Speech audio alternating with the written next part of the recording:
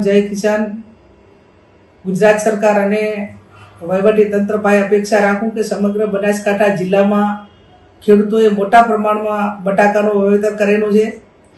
તેમને પોતાને પૂરતા ભાવ મળતા નથી અને જે કોલ્ડ સ્ટોરેજ બનાવેલા છે કંપનીવાળા હોય કે પ્રાઇવેટ ખેડૂતો હોય કે મૂડીપતિ લોકો હોય, તે પોતાનો માલ એ ખેડૂતોનો માલ લેવાને બદલે કંપનીઓના માલનો સ્ટોક થઈ રહ્યો છે.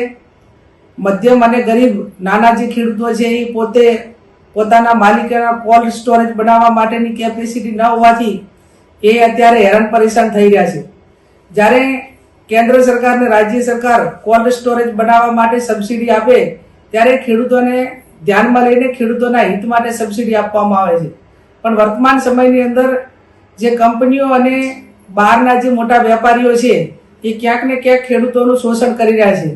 ત્યારે હું રાજ્યના કૃષિ મંત્રી અને જિલ્લા વહીવટી તંત્ર પાસે અપેક્ષા રાખું કે આ તમામ કોલ્ડ સ્ટોરેજ વાળાની સાથે મીટિંગ કરી અને 40 કે 50% માલ એ નાના અને ગરીબ ખેડૂતોનો માલ પહેલો કોલ્ડ સ્ટોરેજની અંદર મૂકવામાં આવે અને પછી બાકીનો જે કંઈ જગ્યા વધે કે જે કેપેસિટી વધે એની અંદર કંપનીઓનો માલ ભરવામાં આવે એવી હું અપેક્ષા રાખું છું. આવું કરવામાં નહીં આવે તો ભૂતકાળની અંદર તમામ ખેડૂતોએ બટાકા રોડ ઉપર નાખ્યા હતા અને ખેડૂત પોતે આટલો લાખોનો ખર્ચો કરવા છતાં એને પોતાને જે વળતર મળવું જોઈએ નથી મળતું.